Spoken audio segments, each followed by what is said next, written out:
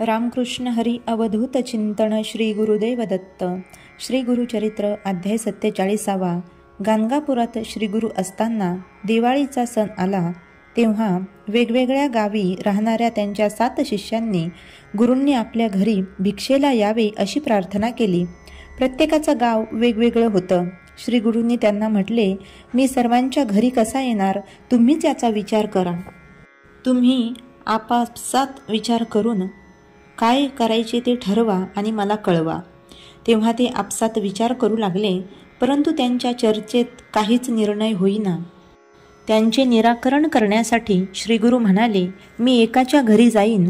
ते ऐकून सर्वजण हात जोडून श्री गुरूंना म्हणाले, स्वामी, तुम्ही आमच्या सर्वांच्या मध्ये उच्च नीच असा भेदभाव करू नका, समर्थ असमर्थ असा भेदभाव करू नका.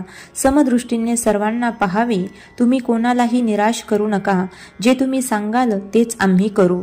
तेव्हा स्वामींनी विचार केला, हे अज्ञानी लोक काही जाणत नाहीत, तेव्हा एकेकाला एकांतात बोलावून सांगावे. त्याप्रमाणे त्यांनी प्रत्येकाला स्वतंत्रपणे बोलावून त्याच्या कानात सांगितले, मी तुझ्या घरी येणार आहे, पण हे कुणालाही सांगू नको. आता येथून बाहेर पडलास की कोणाशीही न बोलता लगेच घरी निघून जा. अशा प्रकारे श्री गुरूंनी 7 जणांची समजूत घालून त्यांना आपापल्या घरी पाठवले.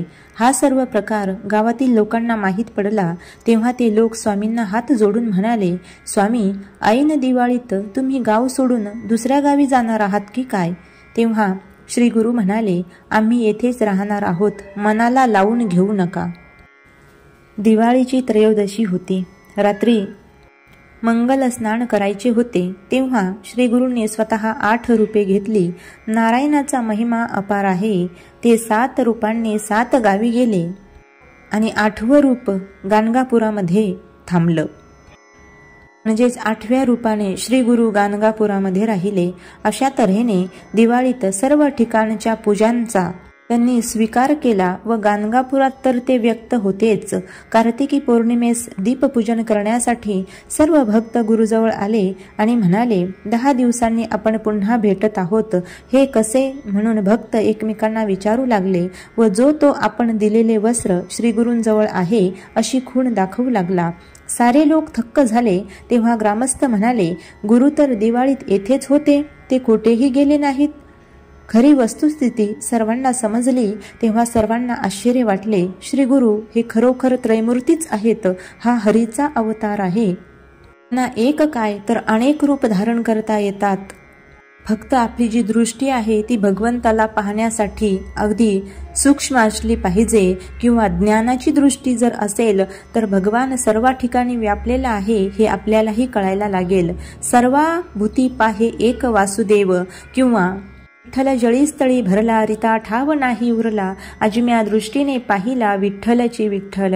भगवान परमात्मा सर्व ठिकाणी समसमानतेने विभागलेला आहे, कारण त्याचं जे स्वरूप आहे ना तर ते नित्य आहे. तुकोबाराय सांगतात, आनंद अद्वय नित्य निरामय. भगवंताचे स्वरूप लक्षण सांगताना 4 विशेषण सांगितली. त्यामध्ये नित्य हे भगवंताचं स्वरूप आहे. भगवान परमात्मा कालातीत आहे. तो 3ही कालामध्ये राहतो. भूत भविष्य वर्तमान 3ही कालामध्ये राहतो. शरीर नाशिवंत असल्यामुळे ते फक्त एकाच जागी राहतो, पण भगवंताचं तसं नाही. जगतामध्ये तो विभागलेला आहे. आमच्या हृदयामध्ये तो आहेच आहे, पण त्याची ओळख करून घ्यायची असेल तर त्याचं भजन करावं लागेल. असं म्हणून प्रत्येक जण प्रभूंची स्तुती करू लागले आणि त्यांचा हा जो महिमा आहे तो अपरंपार आहे असे सर्वांनाच प्रभूंच्या या चमत्काराची